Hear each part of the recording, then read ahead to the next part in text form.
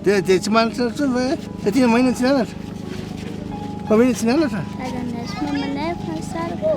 dia ahoana dia sara i dia mampianatra anao mamanao sa dadanao tsy tsisy dia ahoana hainao mipetraka izy no antsoina hoe Natasha, vavikely 7 taona. Nanatona ny filomarika Ravalomanana manokana izy tany Imeritsy Atosika. Ny olany nisaraka ny ray aman-dreniny ary any amin'ny neny farany izy no mipetraka. Manana ny faniriany manokana i Natasha. Tiana hevitra ohatrany inona tiana resana anahy? Hianatra ianao? Any Masera? Firy aminy ianao tany nianatra? Marina aloha marina zany? T3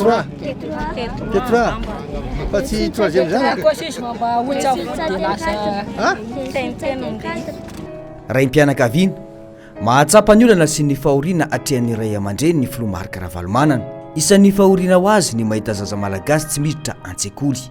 Avy hatrany dia nandroso vahaolana izy ho an'ny Natasha. Alay zay zavatra zany Masera dia karakaraiko tsara daholo mianatra anao. Hita tiony hoe za sotra T4 azonao dia meo aho dopehiko daholo ny fianaranao raikitra dilla sora agnino makany Masera anao ingery mena oety makany izy dia izay laniny eo rehetra hoe izy eo ny tohany mara-patokany terminal apeko daholo.